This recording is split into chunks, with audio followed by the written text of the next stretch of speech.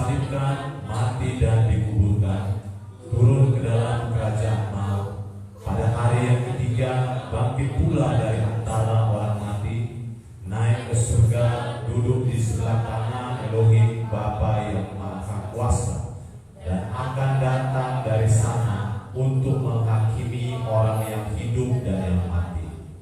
Aku percaya kepada Roh Kudus, gereja yang kudus dan am, persekutuan orang kudus, pengampunan dosa, kebangkitan orang mati, dan hidup yang kekal. Amin. Mari kita berdoa. Bapa, kami akan mendengar firman-Mu. Berkati firman-Mu hari ini, berkati hati kami, berkati hamba-Mu ini Tuhan. Biar kami memiliki hati yang mau dikoreksi. Terima kasih Bapa, kami sambut firman-Mu di dalam nama Tuhan Yesus kami berdoa. Amin. Silakan duduk.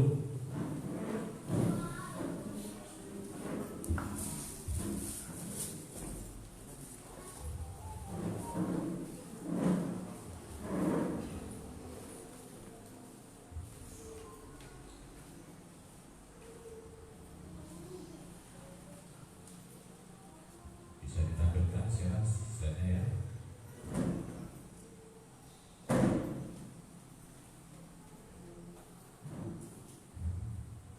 Ya, salam saudara. Tuhan memberkati kita semua, amin. Ya, saudara, kita akan mendengarkan firman Tuhan. Ya, saudara bisa sambil saudara lihat slide-nya ya. Judulnya dipanggil atau dipilih. Ya, dipanggil atau dipilih. Saudara pilih yang mana? Mau saudara dipanggil atau dipilih? Dipilih ya.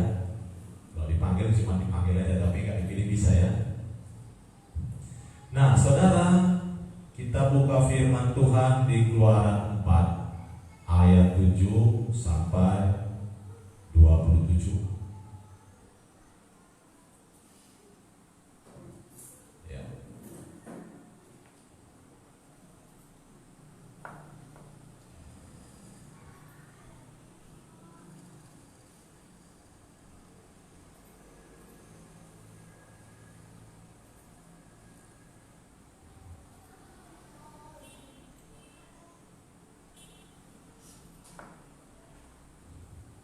Sebentar saudara ya.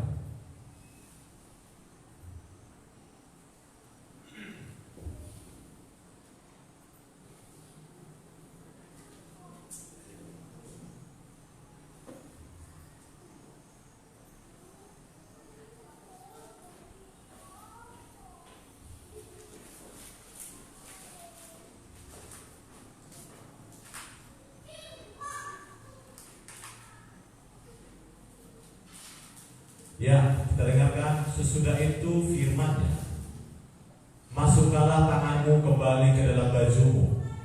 Musa memasukkan tangannya kembali ke dalam bajunya, dan setelah ditariknya keluar, maka tangan itu pulih kembali seperti seluruh badannya.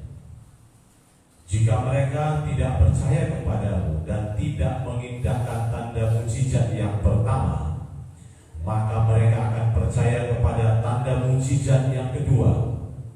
Dan jika mereka tidak juga percaya kepada kedua tanda mujizat ini dan tidak mendengarkan perkataanmu, maka engkau harus mengambil air dari sungai Nil dan harus kau curahkan di tanah yang kering.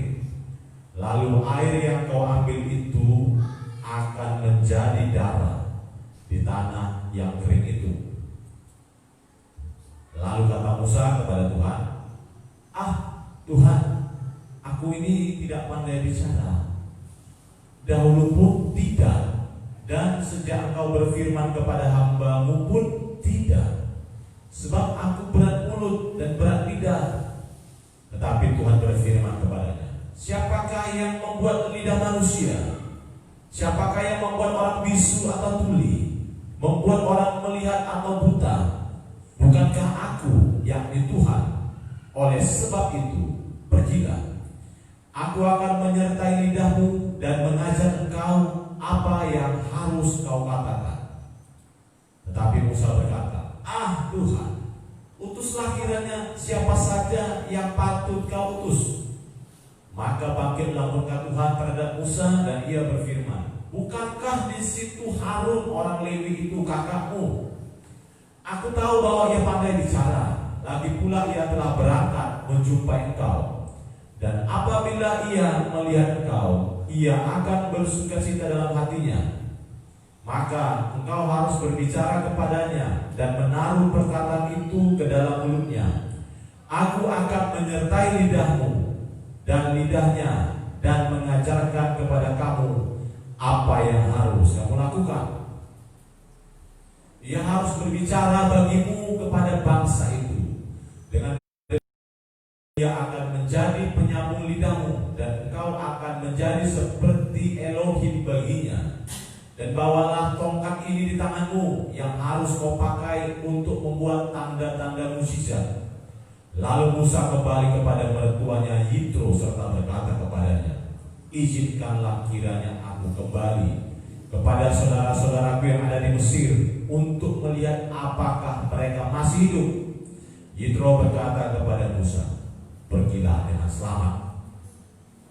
Adapun Tuhan sudah berfirman kepada Musa di Midian, "Kembalilah ke Mesir, sebab semua orang yang ingin mencabut nyawamu telah mati."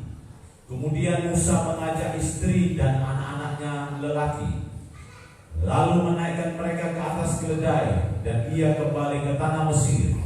Dan tongkat Elohim itu dipegangnya di tangannya. Firman Tuhan kepada Musa, "Pada waktu kau hendak kembali ini ke Mesir, ingatlah supaya segala mukjizat yang telah kuserahkan ke dalam tanganmu kau perbuat di depan Firaun. Tetapi aku akan mengeraskan hatinya sehingga ia tidak membiarkan bangsa itu pergi. Maka engkau harus berkata kepada Firaun, beginilah firman Tuhan, Israel ialah anakku, anakku yang sulung. Sebab itu aku berfirman kepadamu, biarkanlah anakku itu pergi supaya ia beribadah kepadaku. Tetapi jika engkau menolak membiarkannya pergi, maka aku akan membunuh anakmu yang sulung." Tetapi di tengah jalan di satu tempat bermalam, Tuhan bertemu dengan Musa dan berikhtiar untuk membunuhnya. Lalu Zipora mengambil pisau batu, dipotongnya kulit kanan anak, kemudian disentuhnya dengan kulit itu kaki Musa sambil berkata, "Sesungguhnya engkau pengantin darah bagiku." Lalu Tuhan membiarkan Musa pengantin darah, kata Zipora waktu itu, karena mengingat sunat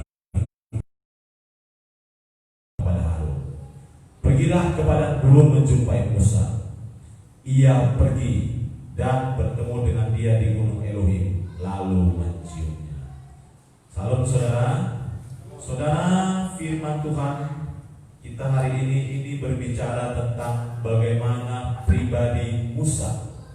Ya, Musa ini kita tahu ya, ini orang luar biasa. Ya, dia ada 3 bersaudara. Musa, ya, Harun dan Miriam. Jadi mereka 3 bersaudara. Jadi ada satu itonya, namanya siapa? Miriam. Ya, Musa dan Harun itu abang beradik, ya. Supaya saudara tahu sejarah juga ya. Nah, Musa ini dipanggil Tuhan, dan pemilihannya itu hebat, luar biasa, karena dia lagi menggembalakan kambing domba. Tiba-tiba ada semak duri yang terbakar, lalu dia dipanggil Tuhan. Lepaskan kasutmu itu sebab tempat yang kau pijak itu kudus. Dia bingung, ini siapa ya? Terbakar semak-semak tapi tidak habis, apinya menyala-nyala. Ya, ini orang luar biasa. Saya mikir ini Musa hebat sekali. Kenapa hebat? Wah, seandainya Musa gak ada, bagaimana bangsa Israel? Ya, gimana itu bangsa Israel? Bisa jadi mereka tidak akan pernah lepas dari Mesir. Itu pemikiran saya. Ya, dengan cara yang ajaib, yang mengatur perjumpaan itu siapa, saudara? Tuhan. Karena Musa itu tidak pernah berpikir untuk berjumpa dengan Tuhan. Itulah hebatnya Tuhan. Amin. Tuhan mengatur perjumpaan dengan Musa. Siapa sih Musa ini? Hebat kali, saudara.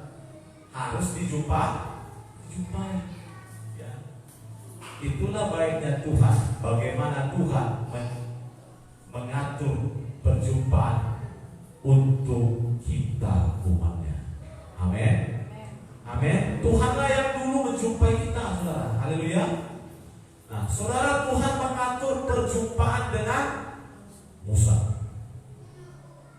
Musa itu gak pernah mikir atau merencanakan atau hari itu dia akan berjumpa dengan Tuhan. Dia itu orang pelarian.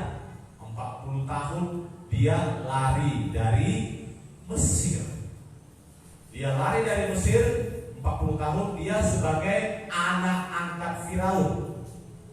Dan dipersiapkan menjadi, kemungkinan besar akan menjadi putra Firaun. Bisa jadi, saudara. Ya, dipersiapkan, tapi dia terpaksa lari karena dia membunuh orang. Lalu lari, merantaulah dia ke Midian, dapat istri. Kerjanya ngapain, saudara? Menggembalakan kambing domba. Seorang pangeran, seorang yang cerdas dididik, pengetahuan yang luar biasa, seorang yang bisa, kemungkinan dia ahli berperang karena dia disiapkan, saudara, jadi pahlawan. Bisa aja dia membunuh orang itu gampang. Tapi harus lari, ganti profesi jadi apa, saudara? Penggembala kambing domba. Dan itu dikerjakannya tiap hari. Mungkin tubuhnya yang kokoh berotot sudah berubah. Entah mungkin jadi krempeng atau mungkin dia jadi gemuk. Kenapa? Udah gak peduli lagi dengan badan. Kenapa? Ya udahlah, inilah nasib. Apain, saudara? Menggembalakan kambing domba. Dia dipanggil pada usia 80 tahun. Itu usia sudah apa, saudara? Sudah ompong. Ya, udah tua dia, saudara. Acaranya apa, saudara? Acara kagetan. Pernah lihat acara Bain Wong? Hah? Bain Wong itu bawa hadiah ya di TV, saya lihat sekilas. Bawa dia TV. Lalu dia tanya, pura-pura tanya, ini rumah ini ya? Ini rumah Ibu A? Enggak, saya enggak Ibu A. Saya Ibu B. Tapi katanya di sini rumah Ibu A. Ada apa rupanya cari Ibu A? Katanya Ibu A membeli pesan TV ke toko. Oh enggak ada sini Ibu A. Ah pasti Ibu A. Enggak, saya enggak ada kok pesan TV. Ah, Ibu jangan gitu, Bu. Pasti ini rumah Ibu. Enggak, saya enggak mau TV itu. Ah, ini untuk ibu-ibu yang pesan. Saya enggak ada uang. Sampai dibuat didramatisir, akhirnya mereka terkejut. Yang ngasih siapa? Artis. Ini TV untukmu. Itu kagetan, saudara. Enggak pernah mikir, ya kayak dapat hadiah tadi dibilang worship leader, enggak pernah mikir tiba-tiba dapat hadiah. Nah, Musa enggak pernah mikir Tuhan datang menjumpai dia. Jadi saudara, kalau dipikir-pikir, siapa membutuhkan siapa, saudara?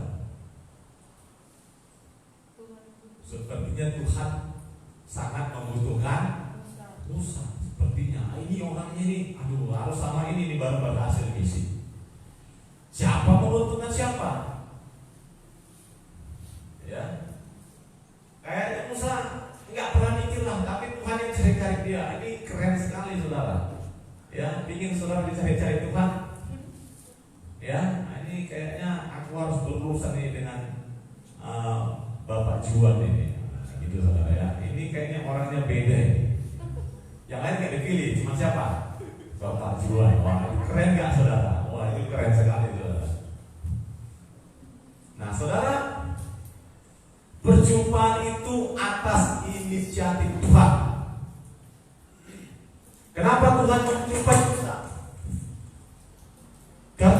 orang Israel sudah masuk ke dalam masa penindasan. Jadi orang Israel tertindas di Mesir, mereka berdoa, Tuhan Elohim kami, tolong kami sudah tertindas. Dipaksa buat batu bata, sangat tersiksa. Ya, jamnya berat, pekerjaan makin lama makin berat. Belum lagi saudara, setiap anak laki-laki yang lahir harus dibunuh, mati. Jadi pada masa itu saudara, seandainya kita ada di Mesir punya anak laki-laki, siap-siap nangis-nangis. Kenapa? Dibunuh. Anak-anak perempuan dibiarkan. Musa itu diselundupkan saudara, diselamatkan dengan cara rahasia. Mereka berdoa, menderita. Begitu sakitnya, sungguh-sungguh berdoa. Akhirnya Tuhan menjawab, mendengar dan menjawab. Oh, berarti umatku sudah mau minta diselamatkan, ditolong. Mereka butuh pertolongan dan Tuhan datang mau menolong mereka dalam penderitaan.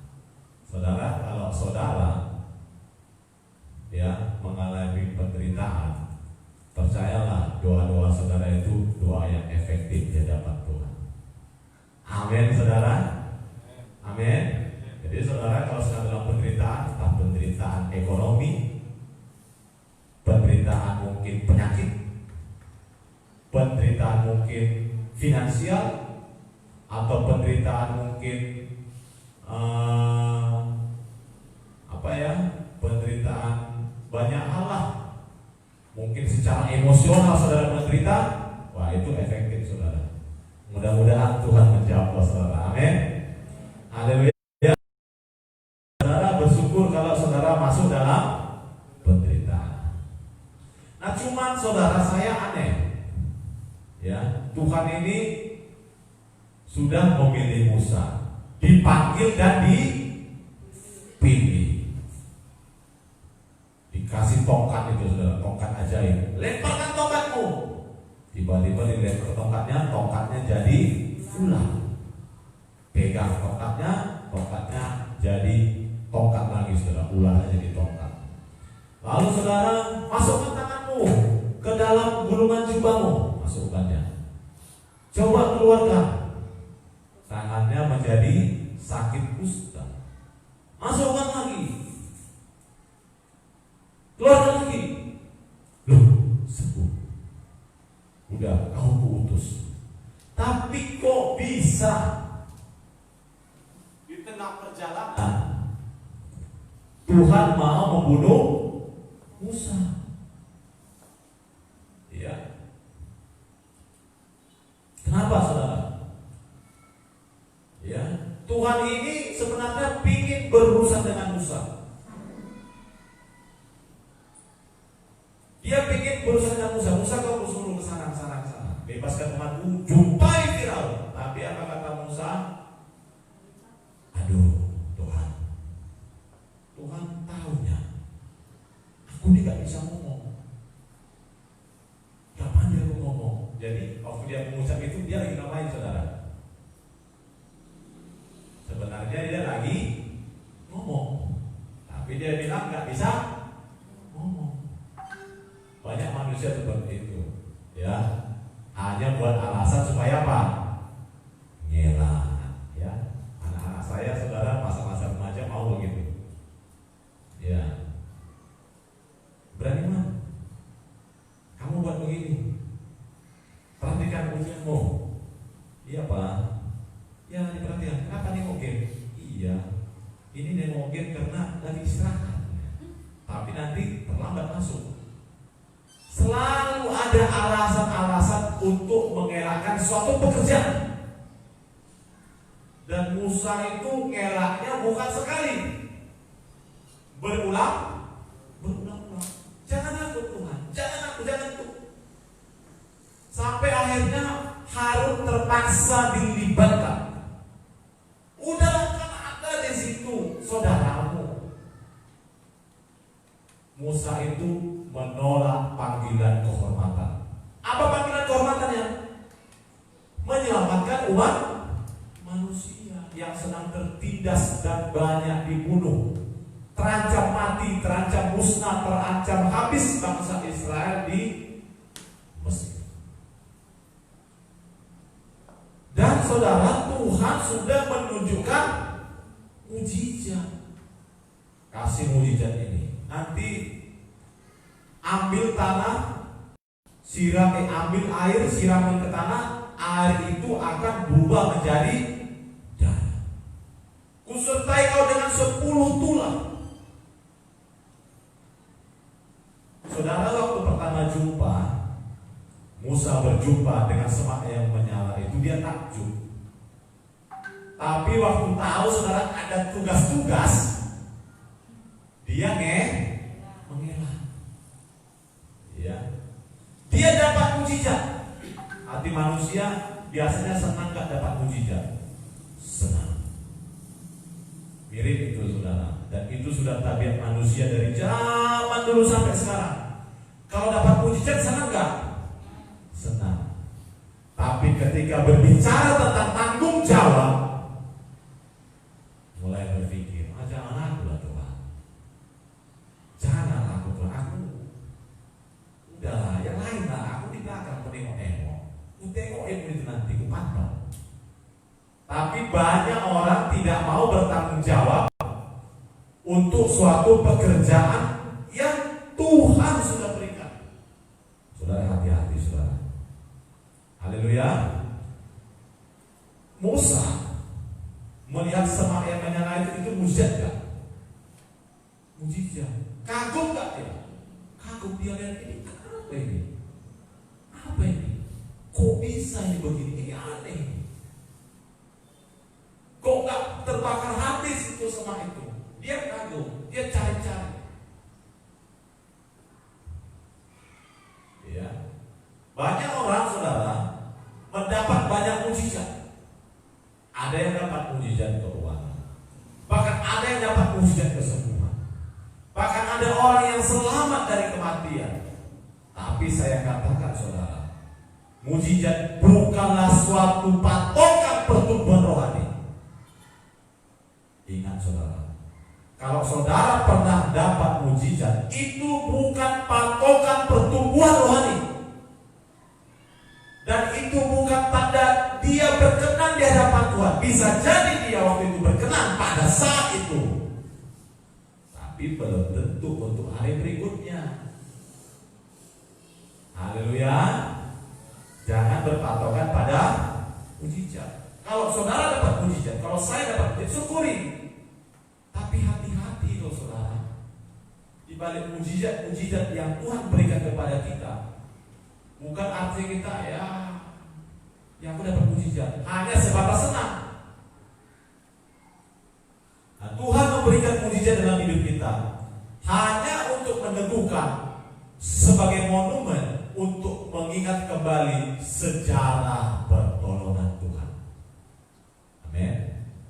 Saudara, waktu saudara sudah dapat mujizat, nanti hari-hari berikutnya, tahun berikutnya, 3 tahun lagi, 4 tahun lagi, ketika saudara lemah, ada monumen di hatimu. Oh, Tuhan sudah pernah menolong aku. Dia pasti akan menolongmu juga. Itu saudara, monumen untuk diingat. Haleluya. Tapi jangan sangka saudara dapat satu mujizat sudah berkenanlah saudara nanti. Sampai Tuhan menjemput saudara, sampai saudara tua, sampai saudara mati. Oh, belum tentu saudara. Ya, Musa sudah dapat banyak mujizat, tapi di tengah jalan Tuhan ingin membunuh dia. Lalu saya pikir, seandainya jadilah Musa dibunuh, yang bunuh siapa? Tuhan. Yang bunuh bukan iblis. Ya, jadi jangan suka menyalahkan iblis. Belum tentu iblis salah, walaupun memang dia sudah ditetapkan bersalah. Tapi di kasus-kasus saudara, belum tentu. Ini Musa berurusan dengan Tuhan. Selagi kita hidup, hidupmu berurusan dengan Tuhan. Katakan amin. Kalau Musa dibunuh gimana Tuhan? Rugi dong Tuhan. Siapa lagi orang kayak Musa? Payah lo nyari orang kayak Musa. Ya mungkin saya kayak gitu saudara. Seandainya saya Musa, Tuhan payah lo cari kayak Famer ini Tuhan. Kalau Tuhan buat saya sakit atau nanti nggak tergeletak, oh payah. Kayak saya ini payah, Pak Juan itu nggak cocok. Kendi lagi jauh, ya.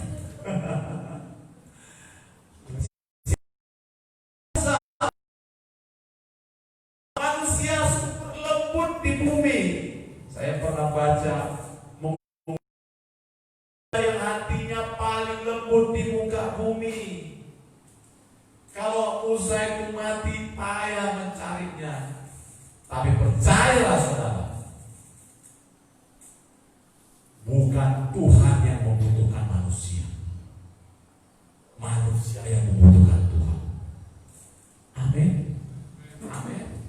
Jangan kepedean saudara, amin. Jangan kepedean Tuhan itu butuh saya. Tidak, kita yang butuh Tuhan. Seandainya Musa mati, Tuhan pasti orang yang tepat, orang lain yang tepat. Atau bisa jadi Tuhan menunda rencana penyelamatan bangsa Israel pada waktu itu. Haleluya. Haleluya. Karena yang membutuhkan Tuhan itu siapa? Bangsa Israel. Musa salah satu orang yang pada waktu itu bisa dipakai. Tapi kalau Musa nggak mau, Tuhan akan cari orang lain. Ingat tadi saudara, bangkitlah murka Tuhan. Tuhan bisa marah nggak? Bisa. Ya. Jadi saya mikir-mikir juga saudara. Kalau manusia ini nggak bertobat gimana Tuhan ya? Tuhan udah utus nabi-nabinya, rasul-rasul, Tuhan Yesus mati. Lalu manusia satu pun tidak ada yang bertobat. Semua yang masuk ke neraka. Seandainya semua saudara, seluruh dunia ini masuk neraka.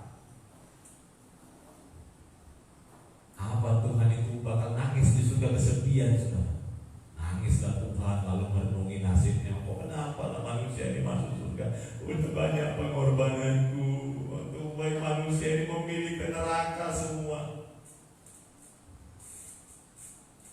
Apakah Tuhan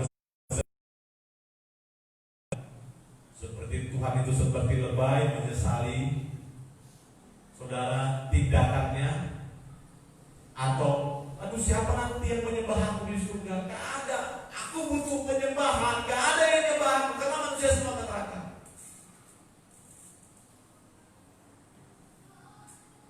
Saya katakan saudara, Tuhan bisa menciptakan makhluk baru yang namanya entah apa, dan itu untuk kemuliaan. Haleluya. Hati-hati hidupmu berurusan dengan Tuhan. Aku kan ya aku gak mau lah, aku mau biasa-biasa aja. Oh saudara, setiap manusia berurusan dengan Tuhan. Mau agama apapun dia, bahkan tidak beragama pun dia, setiap orang akan berurusan dengan Tuhan. Jadi hati-hati untuk memperhatikan hidupmu saudara. Haleluya. Haleluya. Siapa yang butuh Tuhan? Saya. Kita butuh Tuhan, bukan Tuhan yang butuh kita. Amin. Nah, tapi dalam praktek kehidupan sehari-hari banyak orang tidak peduli dengan Tuhan. Seolah-olah Tuhan itu yang butuh dengan hidupnya. Nah saudara, Bilangan 12 ayat 3 dikatakan, lihat saudara, adapun Musa ialah seorang yang sangat lembut. Ada kata sangat. Lebih dari setiap manusia yang di muka. Jadi siapa manusia yang sangat lembut di muka bumi saudara? Masa Musa. Siapakah di antara kita yang hatinya sangat lembut tempat ini? Pak Juan. Oh, ya. Siapakah di sini yang merasa tidak lembut hatinya? Gampang aku marah, Pak, belum bisa lembut. Tapi saudara, itu pun bukan patokan saudara. Amin. Nah, saya pikir saudara, Musa itu lembut itu bawaan lahir. Kelembutan hati Musa itu bukan bawaan lahir, tapi akibat proses kehidupan. Haleluya. Bahkan pengalamannya apa saudara? Dia hampir dibunuh oleh Tuhan. Gimana mungkin saudara? Tuhan mau bunuh dia, gak sanggup, dia gak berubah saudara. Waduh. Saudara, ingin punya hati yang lembut? Itu bukan bawaan orang saudara, bukan bawaan lahir. Aduh, aku lembut hatiku, aku ini pemarah, gampang emosi. Sebenarnya saudara, itu bukan bawaan lahir saudara. Ada proses-proses kehidupan yang kita jalani. Mungkin kekecewaan, mungkin penderitaan, banyak hal. Itu membentuk hidup kita. Mari berespon positif, amin. Amin.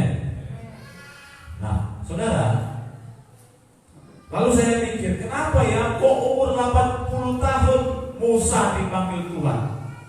Kelamaan enggak? Udah opung-opung baru dijumpai Tuhan. Saya mikir, lama kali ya umur 80. Kenapa enggak umur 70? Kenapa enggak umur 45? Saudara, salah satu alasannya bangsa Israel sangat nyaman dalam situasi dikuasai bangsa Mesir. Nyaman numpang hidup. Nyaman mungkin pada masa itu mereka tidak punya negara, numpang. Nyaman makan enak. Oh, makan mereka enak-enak, saudara. Nyaman tidak menyembah Tuhan. Kenapa? Hidupnya semuanya tersedia, dipilih tempat terbaik, nyaman. Nah, manusia seperti itu saudara. Dalam kenyamanan manusia pasti melupakan Tuhan. Itu jamin saudara, sudah dari dulu. Kalau manusia nyaman biasanya melupakan Tuhan. Apalagi kalau gampang cari duit saudara. Apalagi kalau nanti saudara banyak warisan, wah hati-hati saudara ya. Saudara, Musa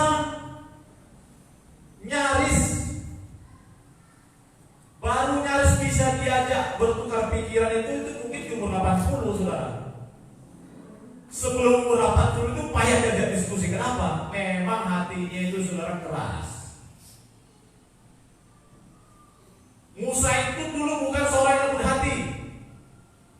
Musa itu dulu orang yang manusianya model senggol bacok. Iya, tahu senggol bacok? Nah, ini majuan tahu ya. Itu manusia senggol bacok ya. Musa itu saudara, sampai akhirnya dia melarikan diri ke perantauan. Saudara coba cek hatimu. Kok model manusia senggol bacok atau enggak saudara? Awas ya, sempatlah kena nanti. Nah, saudara, jangan nunggu ketuaan baru mau merubah sikap, saudara. Udahlah, nanti nunggu umur 80 tahun. Kalau sampai 80 tahun, takut-takutnya saudara umur 45 udah dipanggil Tuhan. Hati-hati saudara, jangan nunggu sampai ketuaan. Dan biasanya kalau orang udah ketuaan, saudara, payah berubah. Udah keras, saudara. Hatinya keras. Ya. Bukan hanya dagingnya yang keras, saudara, tapi apa? Hatinya juga makin keras, makin payah berubah. Makin cepat engkau berubah, saudara. Makin engkau semakin berkenan di hadapan Tuhan. Haleluya. Jangan menunda. Jangan mengelak. Jangan buat alasan. Nantilah Tuhan. Aku ini nantilah Tuhan. Itu Musa, saudara. Kejadian 2 ayat 11 sampai 12. Nah, ini saudara, buktinya itu Musa senggol bacok. Pada waktu itu ketika Musa telah dewasa, ia keluar mendapatkan saudara-saudaranya untuk paksa mereka. Lalu dilihatnyalah seorang Mesir memukul seorang Ibrani, seorang dari saudara-saudaranya. Ia menoleh ke sana sini, dan ketika dilihatnya tidak ada orang, dibunuhnya orang Mesir itu dan disembunyikan mayatnya dalam pasir. Kawan nggak usah. Jadi saudara, kelembutan itu bukan bawaan lahir. Dia hanya lihat orang bertengkar. Ibrani. Musa ini orang Ibrani tapi tinggal di istana Firaun, jadi anak angkat. Ketika dia lihat orang Mesir pukul Ibrani, ini menggelora, gejolak, bergejolak. Lalu dia lihat sana sini, ada orang yang nengok gak? Didatanginya saudara, bunuh. Bukan ditumbuknya saudara, bukan dipukulnya habis-habisan, langsung apa? Bunuh, mati. Udah itu saudara, disembunyikan mayatnya dalam pasir. Nggak ditanam bagus-bagus, pasir. Kena angin saudara, nampak mayat dan terbongkar. Dia nggak, pada waktu itu emosinya membuat dia tidak bijaksana. Nampak ketahuan jejaknya saudara. Dikejar dan ketahuan sama Firaun. Musa membunuh bangsa Mesir, padahal dia diharapkan menjadi apa saudara? Ya, raja atau pejabat di Mesir, dan sudah dianggap jadi orang Mesir.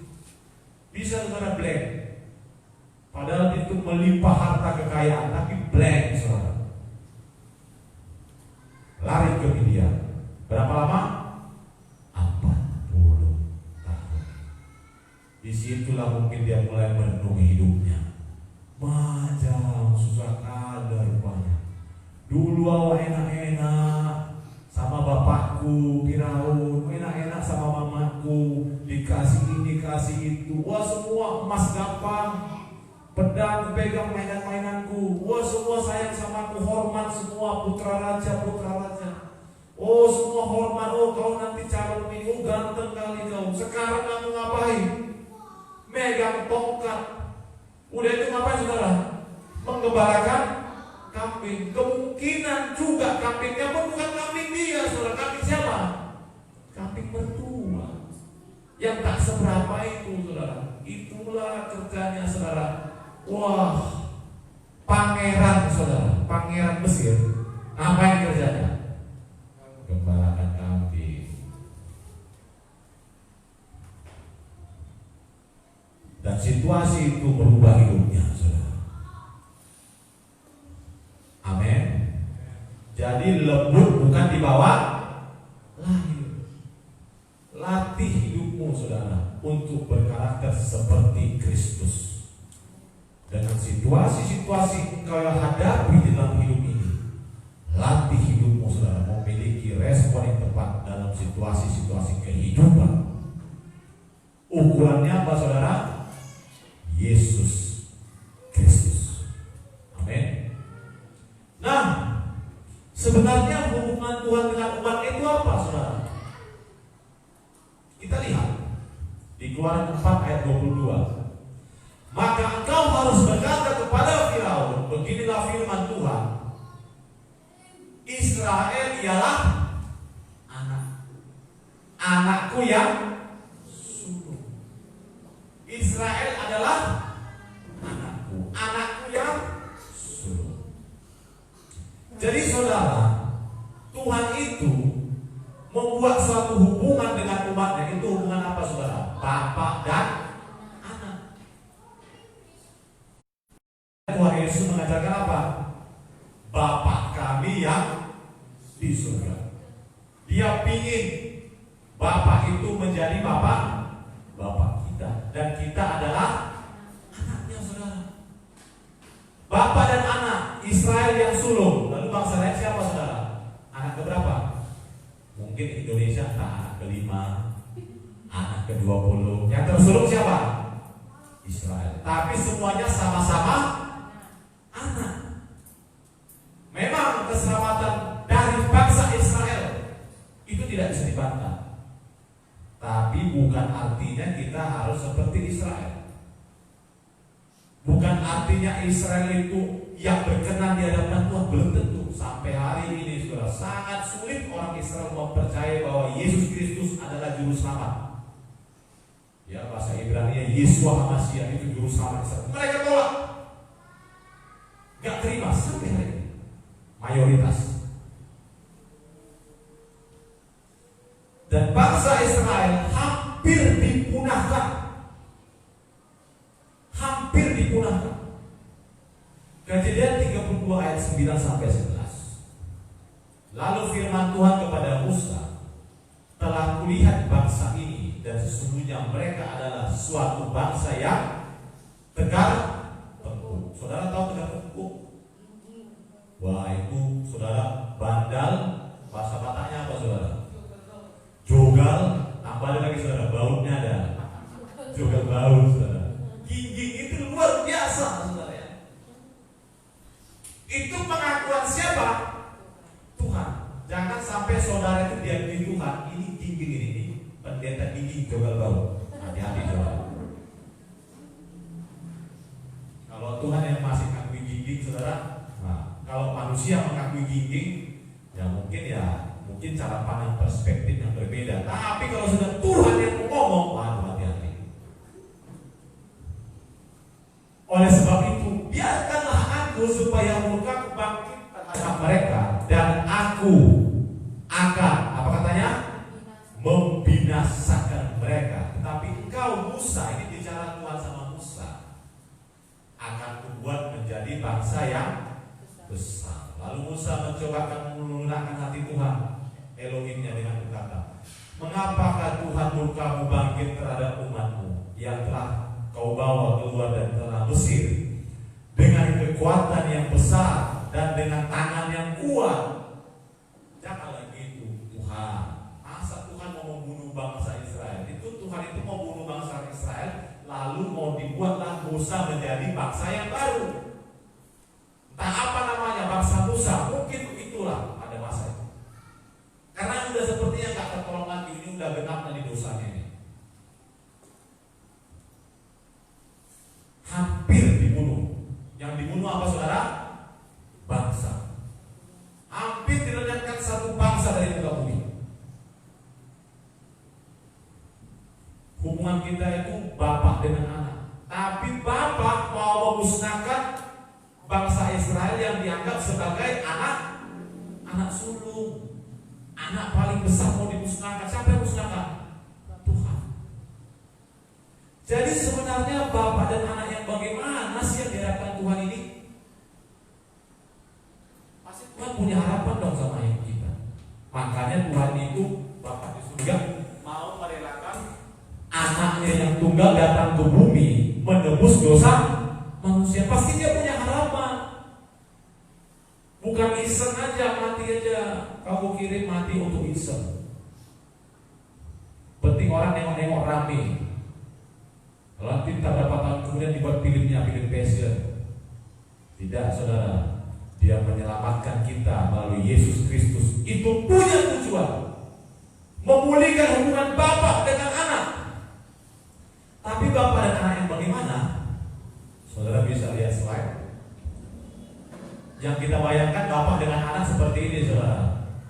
Ada bapak lalu digendong anaknya. Wah, lalu happy. Iya digendongin. Oh anakku, oh iya anakku cantik kali, oh ganteng kali, oh hebat anak. Anak siapa ini? Anak apa? Lama menjadi Kristen, lama menjadi pengikut Kristus, lama sudah mengaku lahir baru, tapi hanya berhenti sebagai anak yang digendong. Lalu di imajinasi kita, kabar kita, Tuhan akan menggendong aku seumur hidupku. Oh, aku akan ditolongnya. Kalau aku sakit akan disembuhkannya. Kalau aku susah akan ditolongnya, dibukanya jalan keluar. Tuhan akan membela aku. Seperti seorang bapak, saudara, kalau ada macam-macam anaknya, langsung Tuhan maju membela. Pikiran kita berhenti sampai tidak bertumbuh, tidak berkembang. Kita lupa bahwa sebenarnya Tuhan menginginkan juga anak itu bertumbuh seperti gambar yang berikutnya. Dia bisa merangkulkan tangannya di bahu kita, lalu sama-sama, mari anakku, kita lihat masa depan. Haleluya, haleluya, haleluya, haleluya. Saudara, mari bertumbuh, saudara, jangan stagnasi pertumbuhan rohani ini. Amin. Amin. Saudara, ada seorang bapak, gambarnya dia lihat, mari pandang ke depan. Kalau anak-anak nggak bisa pandang ke depan, dia cuma pandang mainannya saja, saudara. Apa mainannya? Masalahnya. Apa mainannya? Penyakitnya. Apa mainannya? Banyak. Susah untuk melihat memandang ke depan seperti yang Tuhan inginkan. Engkau menuju ke sana, lihat ke sana. Susah. Karena banyak manusia masih berpikir, saudara, aku anaknya. Betul, kita anaknya. Anak yang bagaimana? Bapak dan anak. Tapi anak yang dewasa. Katakan, anak yang dewasa. Anak yang dewasa. Amin. Anak dewasa itu apa? Anak tetap anak. Itu berbicara tentang status. Dewasa itu berbicara tentang pertumbuhan dan perkembangan. Amin. Katakan, aku adalah anak dewasa yang mau bertumbuh dewasa. Bukan hanya anak, saudara. Haleluya. Anak dewasa adalah anak dari bapaknya yang mengalami proses pertumbuhan kedewasaan fisik dan karakter, yang sudah bisa diajak berbagi visi dan melihat jauh ke depan, bahkan bisa menjadi sahabat yang bisa diajak untuk merancang kehidupan, bukan hanya untuk bersenang-senang, tapi anak yang bisa mengerti isi hati bapaknya, bapak yang bisa mengerti isi hati anaknya. Ada susah, ada senang, ada bahaya mengancam, tapi bisa berbagi, saudara, bisa bersama.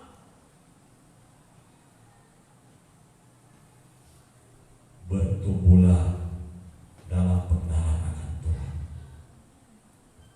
Haleluya. Amin. Amin. Saudara, ini masa apa, saudara? Masa perjanjian baru. Betul nggak? Ya, ini masa perjanjian baru. Tapi saudara coba renungkan, apakah Tuhan tidak akan mengulangi peristiwa Tuhan berencana membunuh Musa? Kira-kira terulang gak peristiwa itu nanti di zaman masa perjanjian baru? Tuhan ingin membunuh Musa, tapi bukan Musa. Ganti mungkin nama saudara. Tuhan berencana membunuh Feber. Wow. Coba ganti dengan namamu, saudara, di hati. Lalu biasanya saudara kita akan berpikir, nggak mungkin lah, itu kan zaman perjanjian lama. Ini kan zaman kasih karunia, perjanjian baru. Beda dong, beda. Seolah-olah saudara kita kalau bilang begitu, Tuhan itu kita anggap bertobat. Itu di perjanjian lama Tuhan bunuh, sekarang nggak lagi perjanjian baru. Udah tobat Tuhan, kira-kira begitulah, saudara ya. Memangnya Tuhan perlu bertobat dari kejahatan di masa lalu di perjanjian lama? Atau Tuhan salah ngambil tindakan, nyesal dia itu.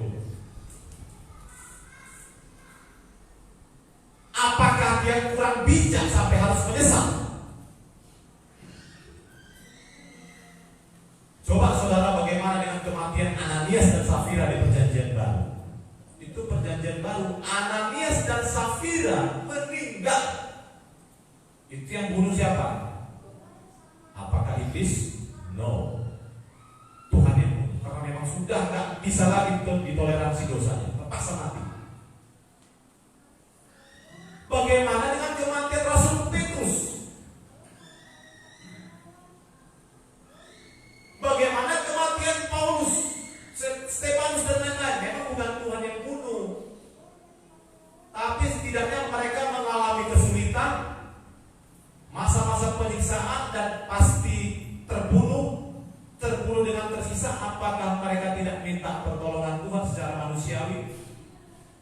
Pasti mereka minta. Stefanus dilempari batu sampai mati. Kalau dibunuh mungkin potong leher atau ditembak, saudara, matinya cepat. Tapi kalau mati dilempari batu rame-rame, saudara, itu menyakitkan.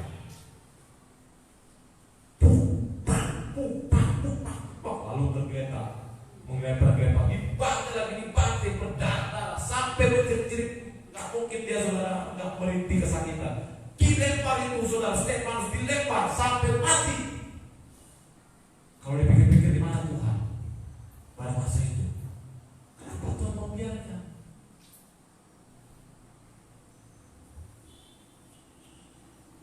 Syukurnya hidupnya sudah mulia, saudara, ketika kejadian itu datang. Memang ada orang ditetapkan mati seperti itu. Saudara, kita mau mati seperti apa? Minta pesanan sama Tuhan, saudara. Aku mau mati Tuhan, tempat tidur nanti dipatahkan diri. Berdoa, tapi belum tentu itu terjadi, saudara. Yang penting bukan bagaimana caramu mati, bagaimana kau mempersiapkan hidupmu menghadapi kematian. Itu yang paling penting, saudara. Sehingga waktu berjumpa dengan Tuhan setelah kematian, kita berani. Kenapa? Oh, sudah selesaikan tugasku dengan baik. Haleluya. Haleluya. Setelah kematian tidak ada pertobatan. Setelah kematian tidak ada perbaikan. Tidak ada revisi. Kalau Tuhan sanggup hampir membunuh Musa, hati-hati loh di perjanjian baru. Kalau engkau tidak bertobat, kalau saya juga tidak bertobat sungguh-sungguh, saya pun harus hati-hati dengan hidup saya, saudara. Bukan masalah bagaimana umur saya panjang berapa, saya mati 80-90 tahun, bukan itu kualitasnya.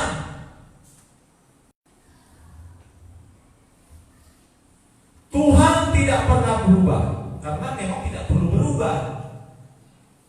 Tuhan itu perfect dan sempurna dalam pemikiran, dalam perasaan dan tindakannya. Kitalah yang perlu berubah setiap hari sebelum kematian itu datang. Setiap saat, setiap waktu, setiap ada kesempatan. Amin. Amin. Wah, saudara, ini firman Tuhan ini, saudara, ini untuk kita semua. Saya juga, saya pun berjuang, saudara. Bukan. Haleluya. Nah, Yesaya 40 ayat 13 sampai 14. Siapakah? Haleluya. Haleluya. Tuhan tidak perlu berubah, karena pemikirannya sempurna. Dia tidak berubah selama-lamanya, kekal. Tapi saudara, sebagai seorang anak yang ditebus oleh Tuhan melalui Yesus Kristus, kita wajib berubah setiap hari menjadi anak yang dewasa, yang